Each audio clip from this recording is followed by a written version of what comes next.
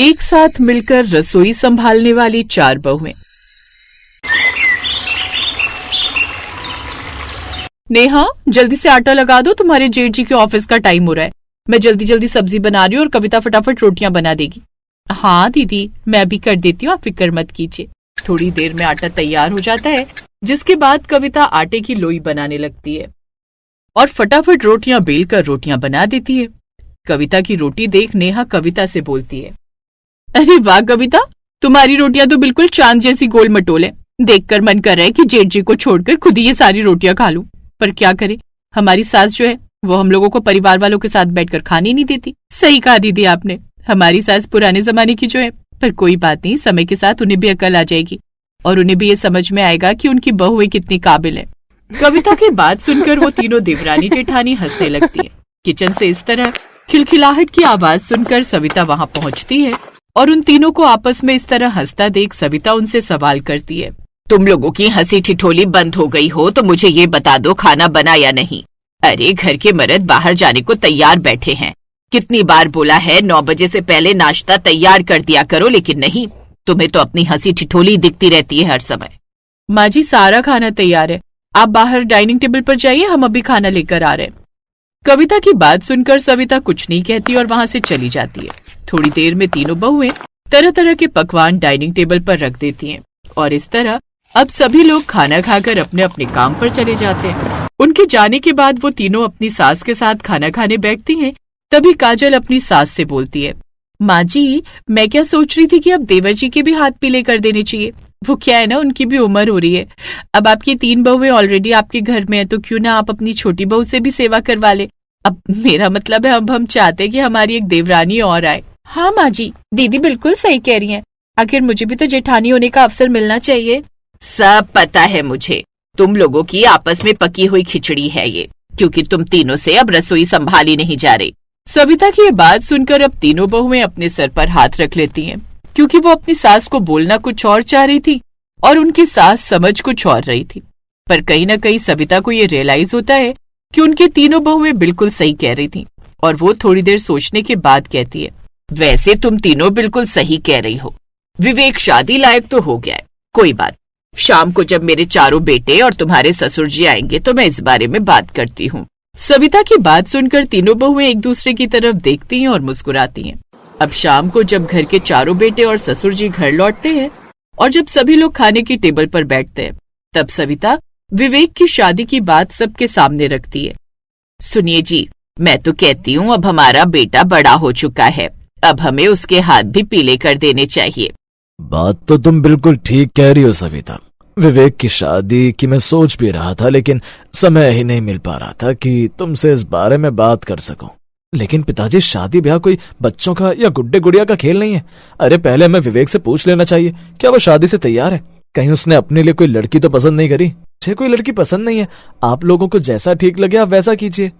विवेक की ये बात सुनकर अब सभी लोगों को इतना तो पता चल चुका था कि विवेक की जिंदगी में कोई लड़की नहीं जिससे वो शादी करना चाहता है। इसके बाद अब सभी लोग विवेक की शादी के लिए तैयार हो जाते हैं और अब विवेक के लिए लड़कियां जोरों शोरों से ढूंढनी शुरू हो जाती हैं। समय गुजरता है और गुजरते समय के साथ शर्मा जी की बेटी, जिनका नाम प्रिया था, उसे विवेक का रिश्ता बहुत जल्दी पक्का हो जाता है और बहुत जल्द ही घर में शादी की शहनाई बजती है और प्रिया इस घर की चौथी बहू बनकर आ जाती है। बहू, अपने दाहिने पैर से इस कलश को अंदर गिराकर घर में प्रवेश करो। जी माँ जी। इस तरह प्रिया अब घर में प्रवेश करती है और सारी रस्में खत्म होने के बाद प्रिया अपने कमरे में आराम करने चली जाती है। अगली सुबह शादी के बाद जब प्रिया की पहली रसोई होती है तो वो बहुत ही आराम से रसोई का काम संभालती है। वो काम करते हुए देखती है कि उसकी तीनों जेठानियों के बीच सगी बहनों से भी ज्यादा प्यार है। प्रिया बचपन से अकेली रहती आई है, इसलिए उसे ये सब कुछ देखकर बहुत चिढ़ मचती है और वो अपने मन में बोलती है, ये तीनों तो ऐसे चिपकी रहती हैं जैसे एक ही माँ की बेटियां हो। मुझे तो ये सब देखकर जलन हो रही है। अगर ये तीनों ऐसे ही साथ रहे तो इस घर में मेरा तो कोई वजूद ही नहीं रहेगा। लेकिन कोई बात, मेरा भी नाम प्रिया है, प्रिया मैं भी कम नहीं। मुझे इनके बीच फूट डालने में समय नहीं लगेगा और तब मैं देखूंगी कि आखिर इन तीनों के बीच कितना प्यार है। इतना बोलकर प्रिया मुस्कुराने लगती है। समय गुजरता है और प्रिया अब धीरे धीरे अपना खेल शुरू करती है। वो सबसे पहले काजल के पास जाती है और उसे नेहा के खिलाफ भड़काने लगती है। काजल दीदी, आप कितनी सीधी हो। मैंने कल देखा कि नेहा दीदी आपकी बुराई माँ जी से कर रही थी। वो कह रही थी कि काजल दीदी सारा काम हम पर थोप देती है। क्या? नेहा ऐसा कह रही थी? मुझे तो यकीन ही नहीं हो रहा। लेकिन सच तो यही है दीदी, बाकी आपकी मर्जी है। आपको मानना है तो मानिए, वरना कोई बात नहीं। इतना बोलकर प्रिया मुस्कुराते हुए काजल के कमरे से निकल जाती है और सीधा नेहा के पास जाती है और उसे कविता के खिलाफ भड़काती है। देखते ही देखते प्रिया पूरे घर में जहर घोल देती है। थोड़े ही दिन में तीनों बहुओं के बीच झगड़ा शुरू हो जाता है और बात यहाँ तक पहुंच जाती है कि सबकी रसोई अलग हो जाती है। काजल दीदी, जब आपको हमसे इतनी दिक्कत है तो आज से मेरी रसोई अलग। मैं अपना खाना खुद बनाऊंगी। हाँ, और मैं भी अपना चूल्हा अलग ही जलाऊंगी। मुझे किसी की सुननी नहीं है। अब घर में एक की जगह 4-4 चूल्हे जलने लगते हैं। घर का सुख चैन मानो एकदम छिन जाता है और भाई भाई भी एक दूसरे से बात करना बंद कर देते हैं। ये सब देखकर सास को बहुत दुख होता है और वो एक नई तरकीब निकालती है और सभी को बुलाकर कहती है, देखो भाई, तुम लोगों ने रसोई तो अलग कर ली, अब इस घर का खर्च भी अलग अलग ही चलेगा। आज बिजली का बिल 15,000 आया है और मकान का टैक्स 40,000। चारों बहुएं अपने अपने हिस्से के पैसे अभी के अभी निकालो। माँ जी, इतने सारे पैसे तो मेरे पास नहीं है। विवेक की तनख्वाह से तो सिर्फ राशन ही आ पाएगा। तो फिर अलग क्यों हुई? देखो प्रिया, मुझे सब पता है कि ये आग तू नहीं लगाई है। तू अकेले रहना चाहती थी इसलिए तूने ये सब किया है। वैसे भी जो तू चाहती थी वो हो चुका है। अकेले रहना चाहती थी ना, तो अब भुगतो। देखो, आज तुम्हारी इस एक छोटी सी आग ने पूरे घर को अलग कर दिया है। कोई किसी का चेहरा नहीं देखना चाहता, भाई भाई में नफरत पैदा हो गई। लेकिन नहीं, तुम्हें ये सब समझ नहीं आएगा। अभी तुम माँ नहीं बनी, अभी तुमने खुद का घर नहीं बसाया ना, इसलिए तुम्हें समझ नहीं आ रही। पर कोई बात नहीं, वक्त बहुत बड़ी चीज होती है। वक्त तुम्हें सब समझा देगा। सास की बात सुनकर सविता की बाकी तीनों बहुएं हैरान हो जाती हैं और बस सभी का सवाल यही होता है कि आखिर प्रिया ने ऐसा क्यों किया।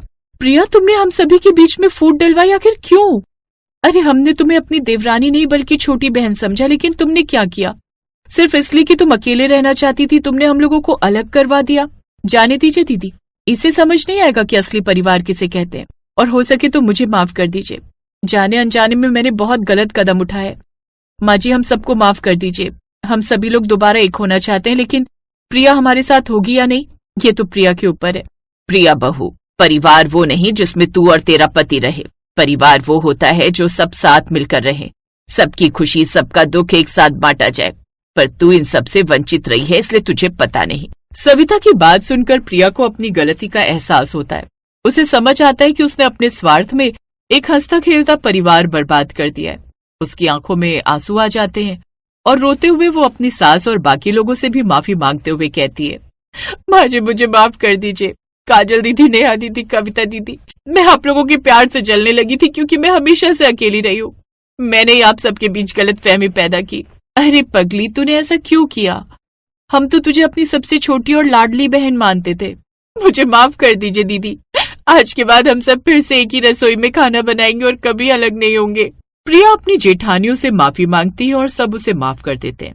घर के चारों चूल्हे फिर से एक हो जाते हैं और घर में फिर से वही पहले जैसी खुशियां लौट आती हैं।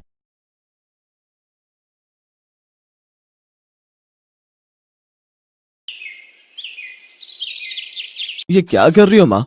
झाड़ू लगा रही हूँ बेटा। पर माँ, घर में 3-3 बहुओं के होते हुए आपको ये सब काम करने की जरूरत क्या है? अरे तो क्या हो गया, बस झाड़ू ही तो लगा रही हूँ। नहीं, रुको आप। बबीता, बबीता, कहाँ हो? यहाँ आओ जल्दी। क्या हुआ जी? ये क्या है बबीता? माँ काम कर रही है और तुम तीनों कहाँ हो? वो हम लोग टीवी देख रहे थे। अरे पहले काम निपटा लो, उसके बाद देख लेना टीवी। किसने मना किया है? जी, आगे से ध्यान रखेंगे। ये कहानी है शांति और उसकी बहू। पति की मौत के बाद शांति ने बहुत तकलीफें उठाकर अपने चारों बेटों को पाला पोसा था। जब बेटे बड़े हुए तो शांति ने 3 बेटों की शादी करा दी। रमन की शादी बबीता से हुई तो श्याम की विनीता से और कविता सुरेश की पत्नी बनकर घर आ गई। बस अब सबसे छोटा बेटा अनिल ही बचा था। फिर उसी शाम, ये बुढ़िया भी ना बड़ी चंट है। क्या हो गया भाभी, इतने गुस्से में क्यों हो? देखा नहीं, सुबह हम लोग जरा सा टीवी देखने क्या बैठे, बुढ़िया ने उठाई झाड़ू और लगी दिखावा करने अपने बेटों के सामने। ठीक कह रही हो भाभी, ऐसे करके उन्होंने मुझे भी कई बार डांट पड़वाई है। रसोई में खाना बनाते हुए तीनों बहुएं अपनी सास की बुराई कर रही थी और उधर दूसरे कमरे में चारों बेटे एक साथ बैठे अपनी माँ से बात कर रहे थे। माँ बाप ये सब मत किया करो। हाँ माँ, अगर कोई काम है तो अपनी बहुओं को बोलो ना। ओहो, तुम लोग तो खामखा बहुओं पर बिगड़ गए। पता नहीं क्या सोचेंगी मेरे बारे में। मेरी भाभियां बहुत अच्छी है माँ, आपको लेकर कुछ भी गलत ना तो कभी सोचेंगी और ना ही करेंगी। और अब आप भी ये सब चिंताएं छोड़कर बस आराम किया करो। हाँ, बस एक तेरी शादी और करा दूं, फिर तो आराम ही आराम है। शांति ने कुछ ही दिनों बाद अच्छे से देखभाल कर अनिल के लिए भी एक लड़की पसंद कर ही ली। उसका नाम अंकिता था और इस शादी के बाद से शांति के घर का माहौल ही बदल गया। अरे अरे माँ जी, ये क्या कर रही हैं आप? अपनी साड़ी धो रही हूँ बेटा। तो आप मुझे बोलो ना, आप क्यों धो रहे हो? नहीं नहीं, अपना काम तो मैं खुद ही करती हूँ, तुम जाकर रसोई में मदद कर दो। वहाँ का काम तो पहले ही कर दिया मैंने, लाइए ये कपड़े मुझे दीजिए। अंकिता ने शांति से जबरदस्ती उसके कपड़े ले लिए और उन्हें धोने लगी। शांति मुस्कुराते हुए उसे देख रही थी। आखिर अब जाकर उसे ऐसी बहू मिली थी जो सच में उसका ख्याल रख रही थी। लेकिन दूसरी तरफ अंकिता की तीनों जेठानियां इस बात से चिढ़ने लगी थी। देख रही हो कैसे वो अंकिता माँ जी को मस्का लगाती फिरती है? हाँ, और उस बुढ़िया को भी तो देखो, अंकिता के अलावा उसे भी तो कोई नहीं दिखता, हर वक्त उसी की तारीफों के पुल बांधती रहती है। मुझे तो डर है कि कहीं बुढ़िया मरने से पहले सब कुछ उसी के नाम ना कर जाए। अजी ऐसे कैसे? मैं इस घर की सबसे बड़ी बहू हूँ, हर चीज पर सबसे पहला अधिकार मेरा है। वक्त के साथ तीनों बहुओं के मन में अंकिता के प्रति गुस्सा और ईर्ष्या बढ़ रही थी। और फिर एक दिन, तू अपनी औकात में रह समझी? पर भाभी मैंने किया क्या है? हा, कितनी भोली बन रही है। अरे एक नंबर की नागिन है नागिन, सिवाय जहर के कुछ नहीं है इसके अंदर। ये क्या शोर मचा रखा है तुम लोगों ने? आखिर हुआ क्या है, कोई मुझे बताएगा? देख लो माँ जी, आपकी ये लाडली बहू कैसे हम तीनों से लड़ रही है। क्या ये तुमसे लड़ रही है? अरे बबीता रहने दे, मैं क्या जानती नहीं तुझे। इतना कहकर शांति वहां से चली गई। अंकिता की जीत होते देख तीनों बहुएं उससे और भी नफरत करने लगी। फिर उसी शाम, कुछ तो करना पड़ेगा इसका। तुम दोनों परेशान मत हो, मैंने सब सोच रखा है। इसका चूल्हा अलग करवा देंगे। जब सारा काम अकेले करना पड़ेगा तब अकल ठिकाने आएगी इसकी। पर भाभी अभी भी घर का ज्यादातर काम तो वही करती है, कहीं ये दाव हम पर ही भारी ना पड़ जाए। चुप करो तुम दोनों, मैं क्या करती हूँ बस देखती जाओ। उस दिन के बाद से बबीता छोटी छोटी बात पर अंकिता से भिड़ने लगी और फिर धीरे धीरे उसने घर का माहौल ऐसा कर दिया कि एक दिन शांति ने दिल पर पत्थर रखकर कह ही दिया, अब बस बहुत हो गया, आज से तुम चारों की रसोई अलग। नहीं माँ जी, ऐसा मत करिए। नहीं अंकिता, अगर ये तीनों यही चाहती हैं तो फिर यही सही। मेरी रसोई इतनी बड़ी तो नहीं कि मैं उसके 4 हिस्से कर सकूं, पर हाँ, मेरी रसोई में 4 खिड़कियां जरूर हैं। आज से वही खिड़कियां तुम्हारी रसोई का बंटवारा करेंगी। आज से अपना बनाओ और अपना खाओ। अंकिता ने अपने लिए खिड़की चुनी और उस खिड़की के पास अपना छोटा सा गैस चूल्हा रख लिया। उसकी देखा देखी उसकी तीनों जेठानियों ने भी ऐसा ही किया। ऐसे ही कई दिन बीत गए। फिर एक दिन जब चारों बहुएं अपनी खिड़की में बनी रसोई में खाना बना रही थी, तभी एक कमजोर सी चिड़िया बबीता की रसोई के पास आकर बैठ गई और फिर हट हट, पता नहीं कहाँ से आ गई। डरी सहमी चिड़िया उड़कर विनीता की रसोई के पास आकर बैठ गई। हट, फुर फुर, हट यहाँ से। चिड़िया वहां से भी जान बचाकर उड़ गई और कविता की रसोई के पास आकर बैठ गई। हट हट यहाँ से, दूर हो जा वरना जल मरेगी अभी। भूखी प्यासी चिड़िया खाने की तलाश में शांति के घर की तरफ चली आई थी। उसने एक एक करके तीनों बड़ी बहुओं की रसोई के पास जाकर देखा, लेकिन वहां से उसे सिर्फ मार और दुत्कार ही मिली। फिर नाउमीदी से वो उड़कर अंकिता की रसोई में गई। अरे वाह चिड़िया रानी, क्या चाहिए तुम्हें? अब पानी पियोगी? अंकिता ने एक छोटी सी कटोरी में पानी भरकर चिड़िया के सामने रख दिया और चावल के कुछ दाने भी रख दिए। चिड़िया ने पहले पानी पिया, फिर मजे से चावल के दाने चुगने लगी। इसका मतलब तुम्हें जोर की भूख लगी थी। चलो अब हटो यहाँ से, मुझे रोटी बनानी है। अंकिता ने बड़े प्यार से चिड़िया को अपने हाथों में पकड़कर साइड में कर दिया और रोटी बनाने लगी। इस दौरान चिड़िया वहीं बैठी रही। अगले दिन से वो चिड़िया रोज अंकिता की रसोई में आने लगी और अंकिता उसे कभी भूखा नहीं जाने देती। फिर एक दिन, हे भगवान, बिना कड़ी पत्ते के तो ये उपमा अच्छा नहीं बनेगा। अब क्या करूं? कहाँ से लाऊं करी पत्ता? अंकिता का इतना कहना था कि चिड़िया फौरन वहां से उड़ी और कुछ ही मिनटों बाद वापस भी आ गई। उसकी चोंच में कड़ी पत्ते की पूरी डाली थी। अरे वाह मेरी चुनमुन चिड़िया, तुम तो बड़ी समझदार हो। लगता है तुम मेरी बातें सुनती और समझती भी हो। वो रोज अच्छी अच्छी चीजें बनाकर अपनी सास शांति को खिलाती और शांति भी सिर्फ उसी के हाथ का खाना खाती थी। इस बात से बबीता और उसकी दोनों देवरानियां जल भुन गईं।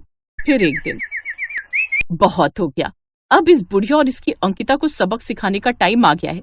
इससे पहले कि ये बुढ़िया सब कुछ उसे ही दे दे, बुढ़िया को इस दुनिया से जाना होगा। पर कहाँ? भगवान के पास। इस उम्र में और कहाँ जाएगी वो? अंकिता की तीनों जेठानियां ईर्ष्या में अंधी हो चुकी थीं। वो अब अंकिता और शांति को अपने रास्ते से हटाने की साजिश बना चुकी थीं। अच्छा मेरी प्यारी चिड़िया रानी, तुम यहीं रुको, मैं खीर के लिए दुकान से थोड़े मेवे लेकर आती हूँ। इतना कहकर अंकिता लाला की दुकान से मेवे खरीदने चली गई। उसके जाते ही बबीता ने जहर की शीशी निकाली और पूरा जहर अंकिता की बनाई खीर में डाल दिया। पास ही बैठी चुनमुन चिड़िया ये सब देख रही थी।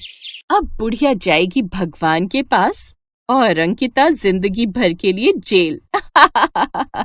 थोड़ी देर बाद अंकिता वापस लौट आई। अपनी जेठानियों की खौफनाक साजिश से वो बिल्कुल अनजान थी। वो खीर में मेवे डालकर चलाने लगी, मगर चिड़िया नहीं चाहती थी कि वो खीर बनकर तैयार हो। वो फौरन अपने मुंह में मिट्टी भरकर लाई और उसे खीर के बर्तन में डाल दिया। ये क्या किया? खीर में मिट्टी डाल दी? ओहो चलो हटो यहाँ से। उसने गुस्से में चिड़िया की तरफ एक गिलास फेंक कर मारा जो उसके पंखों पर लगा और चिड़िया वहीं जमीन पर गिर गई। फिर अगले ही पल अंकिता को अपनी गलती का एहसास हुआ। वो रसोई के बाहर उसे उठाने के लिए भागी और इस हड़बड़ी में खुद उसका हाथ लगने से खीर का बर्तन पलट गया और सारी खीर जमीन पर फैल गई। बाहर आकर अंकिता ने देखा कि 2-3 बिल्लियां चिड़िया को मारने के लिए दौड़ रही हैं। हटो यहाँ से बदमाश बिल्लियों, जाओ यहाँ से, ये मेरी चिड़िया है।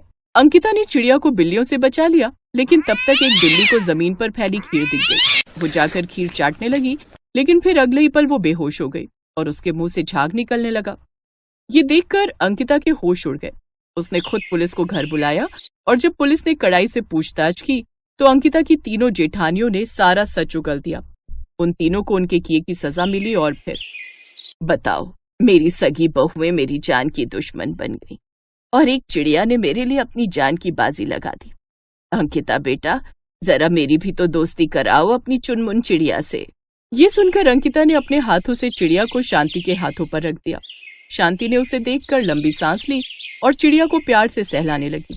शांति अब खुश थी क्योंकि अब वाकई उसके घर में शांति थी।